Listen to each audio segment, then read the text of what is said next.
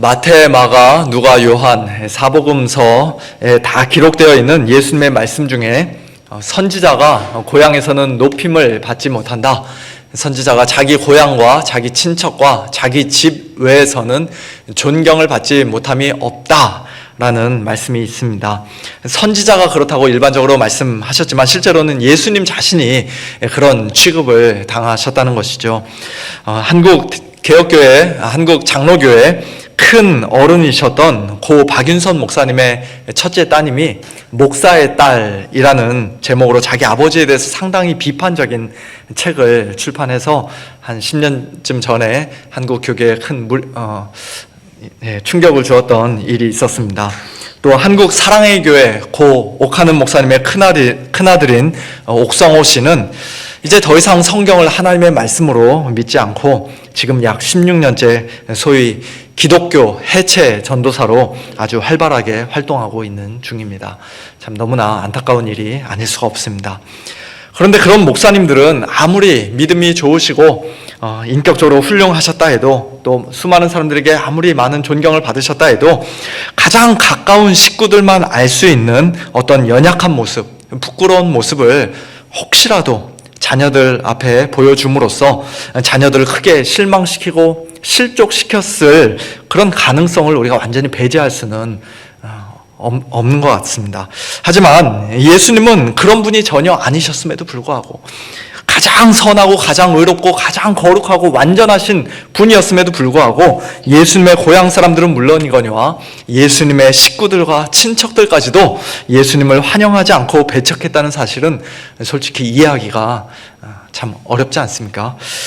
오늘 본문 20절과 21절을 보니까요, 집에서 식사할 겨를도 없이 바쁘게 사역하며 많은 무리들에게 둘러싸여 계신 예수님을 다른 사람들도 아닌 예수님의 친족들이, 직역하면 예수님 곁에 있는 사람들이 붙들러 왔습니다. 붙든다는 이 말은 성경 다른 곳에서 체포하다라는 뜻으로도 많이 사용된 단어인데요, 그들 눈에 예수님은 지금 완전히 제정신이 아니고 미쳤기에 마치 체포하듯이 붙들어서 예수님을 집으로 다시 데려가겠다는 것이에요.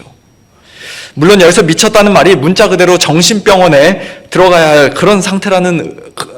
할 상태라는 그런 의미는 아닐 수도 있습니다. 요즘 소문을 듣자니 너 12제자까지 만들어서 여기저기 돌아다니고 있다며, 바리새인들이 너를 죽이려고 벼르고 있다며, 하루 종일 밥 먹을 시간도 없이 그렇게 바쁘게 살고 있다며, 얼마 전에는 40일이나 금식까지 했다며, 너 도대체 정신이 있는 거냐 없는 거냐? 너 그렇게 하다가는 큰일 난다. 잘못하면 죽는다. 너무 위험한 일을 하고 있다. 그런 식으로 걱정이 돼서 미쳤다고 말한 것일 수도 있습니다. 또는 네가 우리 집 장남인데 열심히 일해서 엄마하고 동생들 먹여 살려야 할 거 아니냐? 지금 도대체 뭐 하고 있는 거냐? 왜 이렇게 쓸데없는 짓을 하고 있는 거냐? 정신 좀 차려라. 그렇게 책망조로 미쳤다고 말한 것일 수도 있습니다. 어쨌든 간에 그들은 예수님이 지금 하고 계시는 일을 도무지 이해할 수가 없었던 것이에요. 예수님을 붙들러 온 그들에게 예수님께서 어떻게 반응하셨는가에 대해 마가는 구체적으로 언급하지 않은 채 곧바로 그 다음 사건으로 넘어갑니다.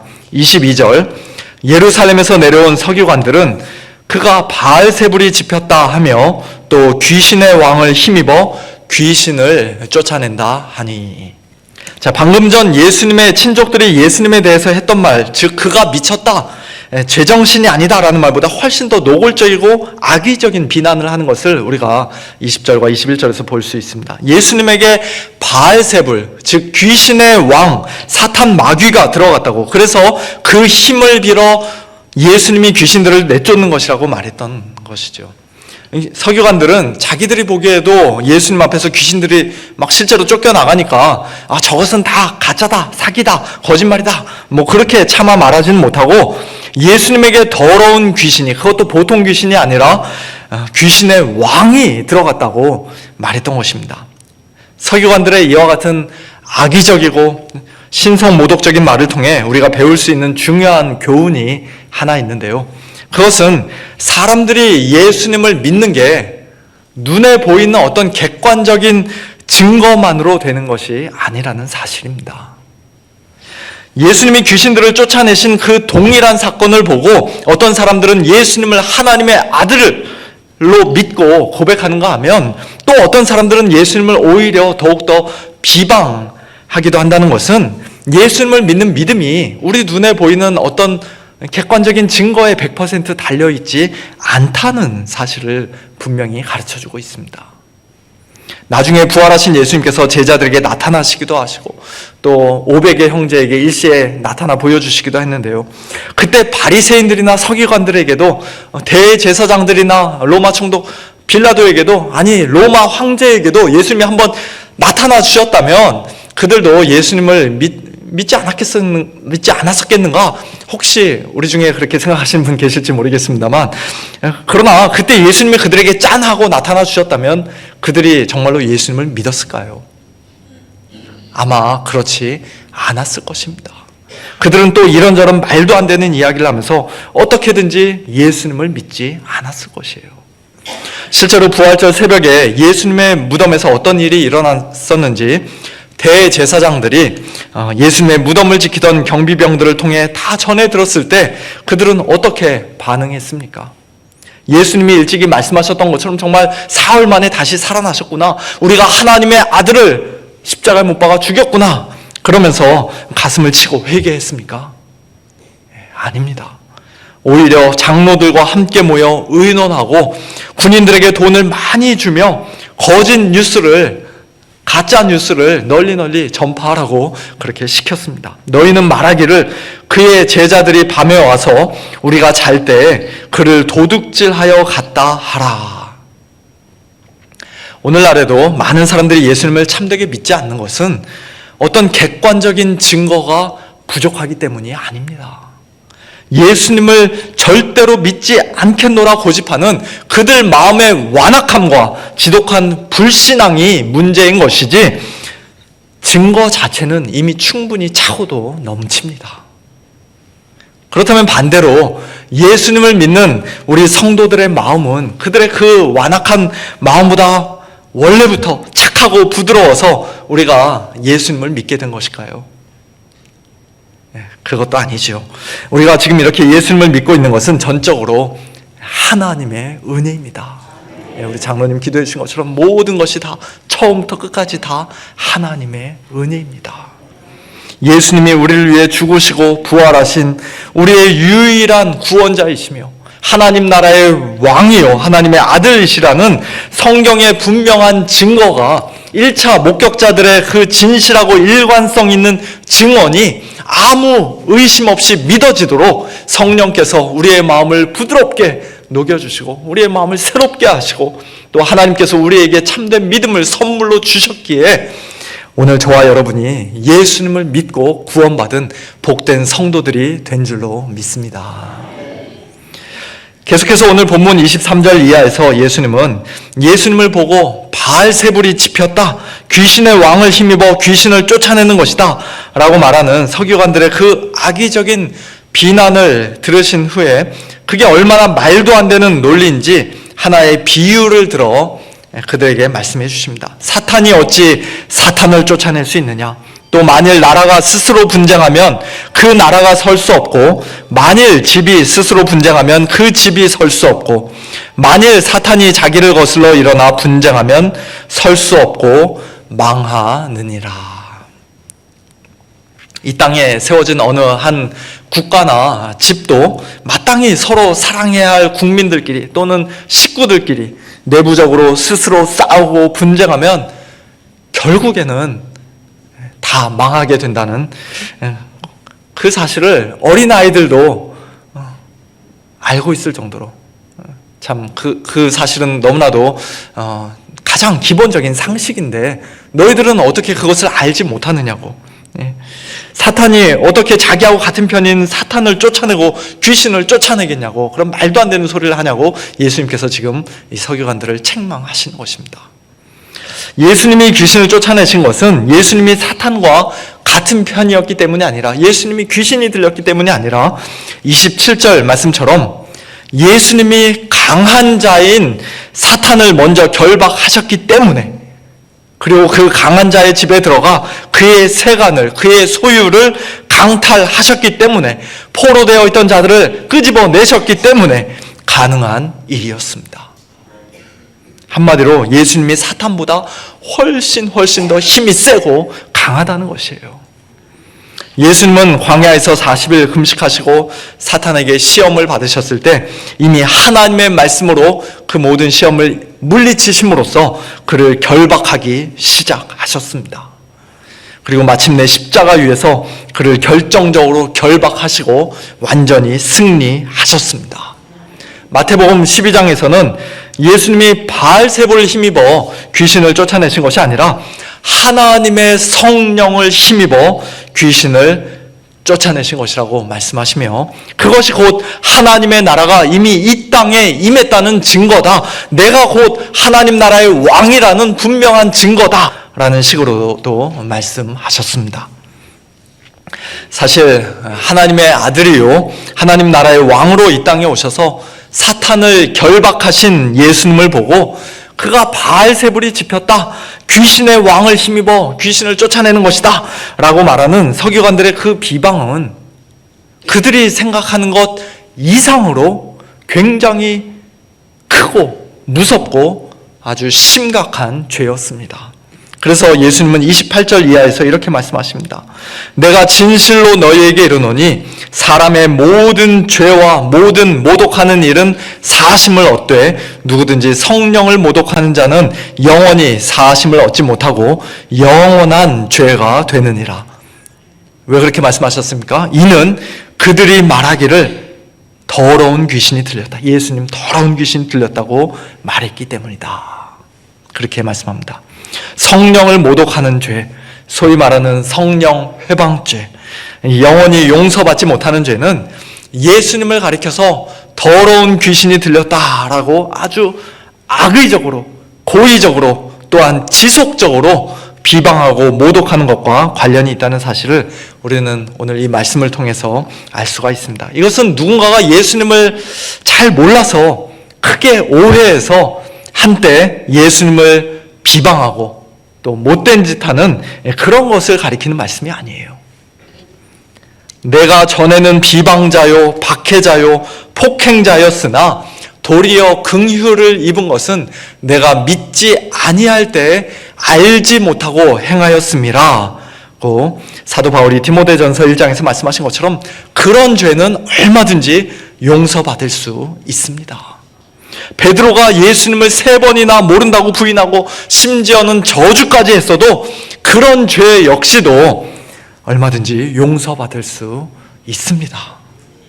하지만 그런 것들과는 달리 절대로 용서받지 못하는 죄, 영원히 사하심을 받지 못하는 죄, 성령을 모독하는 죄가 있는데요.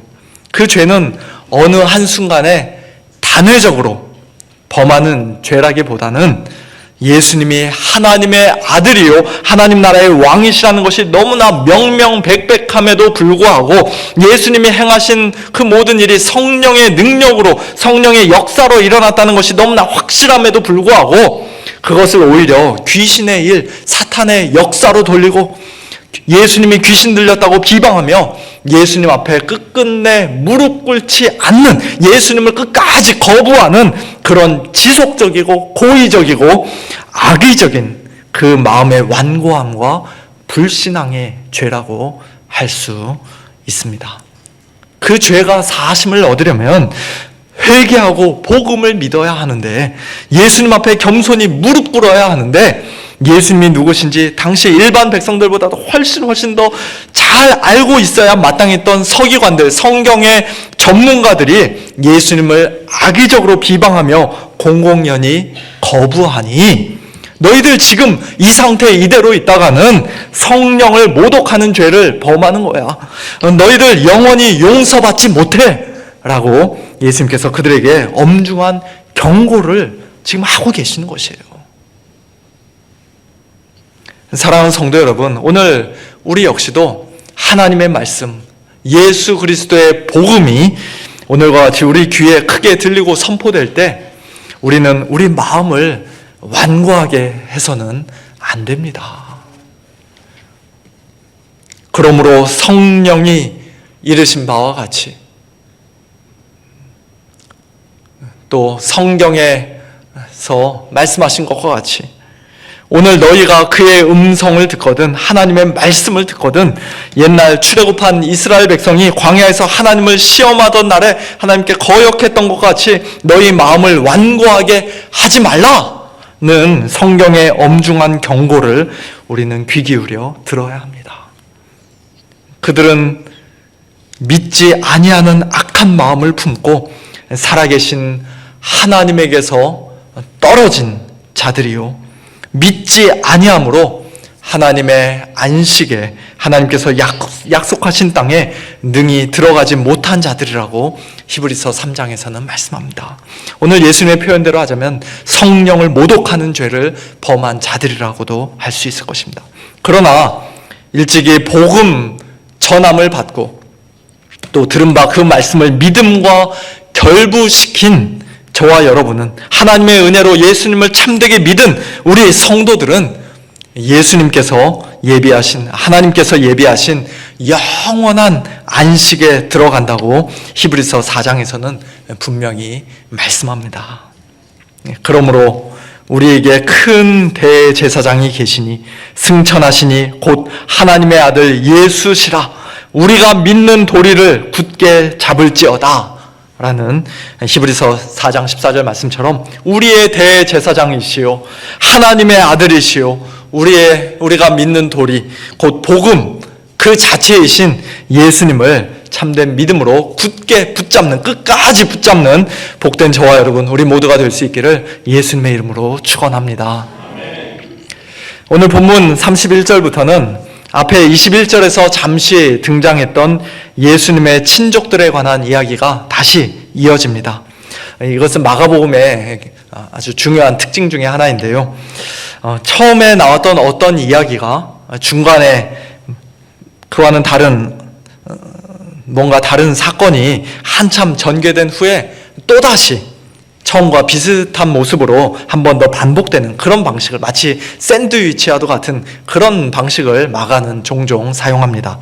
예를 들어 마가복음 11장에는 잎만 무성하고 아무 열매를 맺지 못한 무화과 나무를 예수님이 저주하시자 그 나무가 말라 죽어버린 그 사건이 기록되어 있는데요. 마가는 그 사건을 둘로 나눠서 앞뒤로 배치하고 그 중간에다가 예수님이 예루살렘 성전에서 장사하는 자들과 돈 바꾸는 자들을 다 내쫓으신 사건을 기록했습니다.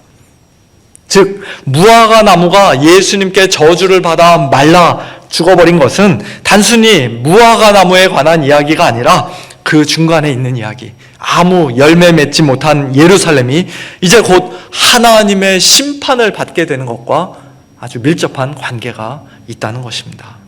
마찬가지로 오늘 본문에서도 앞부분에 등장한 예수님의 친족들이 예수님을 미쳤다고 말하며 예수님을 붙들려 하는 장면과 뒷부분에 또다시 등장한 예수님의 어머니와 동생들이 밖에 서서 사람을 보내어 예수님을 부르는 장면이 겉으로 보기에는 별로 그렇게 큰 일이 아닌 것 같아 보이지만 그러나 실제로는 서기관들이 예수님을 향해 귀신 들렸다고 비방하는 것 못지 않은, 즉 그대로 내버려두면 성령을 모독하는 죄로 발전할 수도 있는 매우 심각한 일이라는 것입니다. 예수님의 어머니와 동생들이 사람을 보내어 예수님을 부른 것은 하나님께서 맡겨주신 사명 감당하느라 밥 먹을 겨를도 없이 수고하시는 예수님을 격려하기 위해서가 아니었습니다. 우리는 이제 집에 간다고 너는 계속 여기 남아서 수고하라고 마지막 작별 인사를 하기 위해서도 아니었습니다. 아마도 앞에서와 동일하게 예수님을 붙들고 체포하기 위해서, 그리고 집으로 데려가기 위해서였을 것입니다.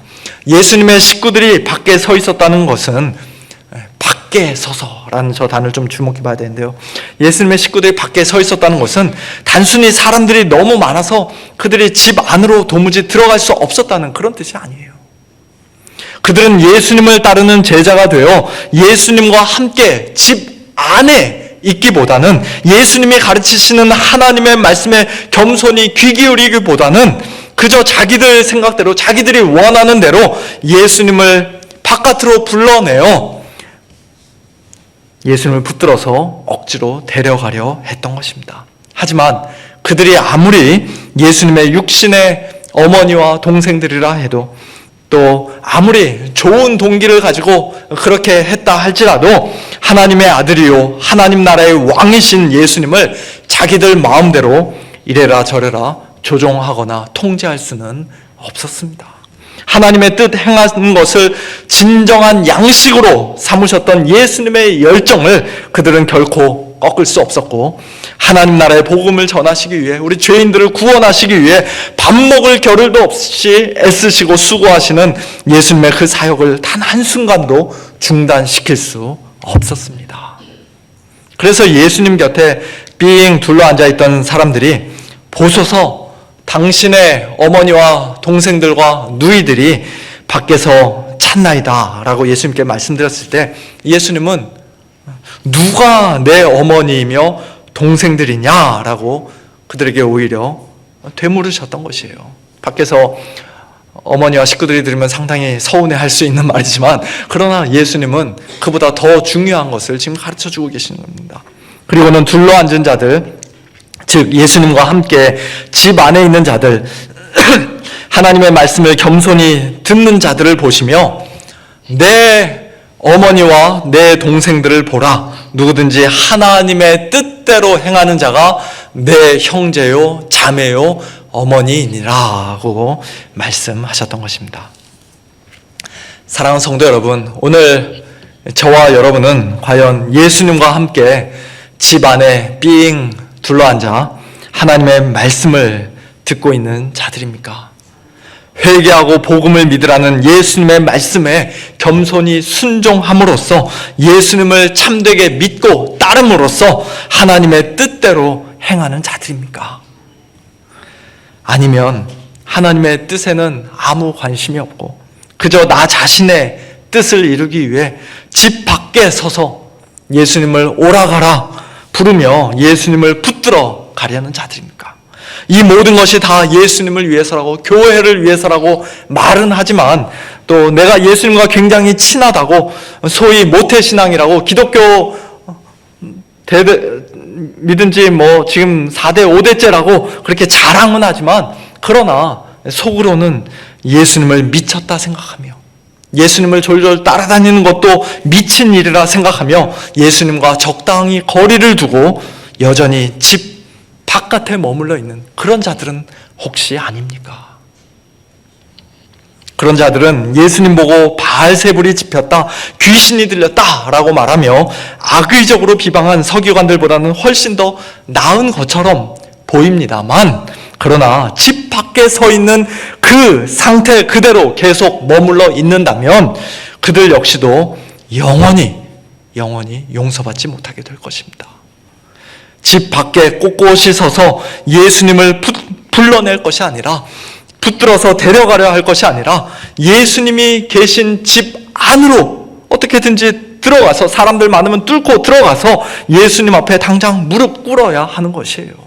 아무리 예수님의 육신의 어머니와 동생들이라 할지라도 하나님 나라의 왕으로 이 땅에 오신 예수님 앞에 겸손히 엎드려 하나님 나라의 복음을 들어야 하는 것입니다. 회개하고 그 복음을 믿어야 하는 것입니다. 예수님이 어디로 가시든 그 뒤를 바짝 따라가야 하는 것입니다. 그게 곧 하나님의 뜻대로 행하는 것이라고 할 수 있습니다. 요한복음 6장에서 우리가 어떻게 하여야 하나님의 일을 하오리까? 라고 사람들이 예수님께 질문했을 때 예수님은 하나님께서 보내신 일을 믿는 것이, 즉 예수님을 믿는 것이 하나님의 일이다 라고 말씀하셨습니다. 요한일서 3장에서도 그의 계명, 하나님의 계명은 이것이니 곧 그 아들 예수 그리스도의 이름을 믿고 그가 우리에게 주신 계명대로 서로 사랑할 것이니라. 그의 계명을 지키는 자는 주 안에 거하고 주는 그의 안에 거하시나니 우리에게 주신 성령으로 말미암아 그가 우리 안에 거하시는 줄을 우리가 아느니라 말씀합니다. 그리고 그렇게 예수님을 믿고 예수님 안에 거하며 하나님의 뜻대로 행하는 우리 성도들은 오늘 마가복음 3장 예수님의 말씀처럼 예수님의 형제가 되고 자매가 되고 어머니가 되는, 예수님과 한 가족이 되는 그런 놀라운 특권도 누리게 되는 것입니다. 우리 성도들이 예수님과 한 가족이 된다는 이 말씀은 2000년 전 예수님을 믿는다는 이유 하나만으로 실제로 집에서 쫓겨나고 가족들에게 배척을 당하고 또 이런저런 모습으로 박해를 받았던 초대교회 성도들에게 매우 큰 위로가 되었을 것입니다. 2000년 전뿐만 아니라 오늘날에도 공산주의 국가나 이슬람 국가에서 또는 불신자 가정에서 힘들게 신앙생활하며 정말 목숨 걸고 예수님을 믿는 많은 성도들에게도 말할 수 없는 위로가 될 것입니다. 또 우리 중에서도 식구들이 오래전에 다 같이 함께 이민 오고 다들 가까운 곳에 살아서 서로 얼굴 자주 보고 자주자주 쉽게 만날 수 있는 그런 성도님들보다는 저희 가정처럼 두 부부가 달랑 미국에 이민 온 사람들이라든지 또는 주위에 가족이나 친척이 아무도 없으신 그런 성도님들이 오늘 말씀이 훨씬 더 많은 위로가 될 것이라 생각합니다. 우리가 예수님의 형제, 자매, 어머니가 되었다는 것은 예수님과의 관계가 새로워졌다는 뜻일 뿐만 아니라 우리 성도들끼리의 관계 역시도 이제 완전히 새로워졌다는 의미이기 때문입니다. 우리 혈육의 식구들은 혹 다들 한국에 살고 계실지라도 또는 이미 이 세상을 떠나셨을지라도 예수님 안에서 우리는 우리의 남은 인생 뜨겁게 사랑할 수 있는, 아니 영원토록 사랑할 수 있는 영적인 형제, 자매, 어머니, 새로운 식구들을 가지게 되었습니다. 겨우 한두 명이 아니라 또는 우리 교회 성도들 수만큼이 아니라 전 세계에 흩어져 있는 모든 성도들이 또 지금까지 지구상에 존재했던 모든 성도들이 비록 그들의 얼굴을 우리가 한 번도 본 적이 없고 이름도 알 수 없는 사람이 대부분일지라도 예수님 안에서 우리 모두는 이미 한 가족이 된 줄로 믿습니다. 어마어마한 대가족 아닙니까? 그렇기 때문에 마태복음 25장에서 예수님은 성도들을 특별히 줄인 자, 헐벗은 자, 병든 자, 옥에 갇힌 자 등을 예수님 자신과 동일시하시면서 너희가 여기 내 형제 중에 지극히 작은 자 하나에게 한 것이 곧 내게 한 것이니라.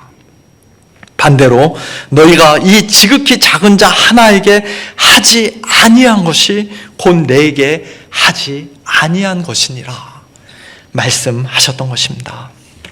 그리고 예수님을 믿노라 하면서도 예수님의 형제인 동료 성도를 사랑하지 않고 돌보지 않은 자들은, 즉 예수님을 실제로는 참되게 믿지 않고 하나님의 뜻대로 행하지 않은 자들은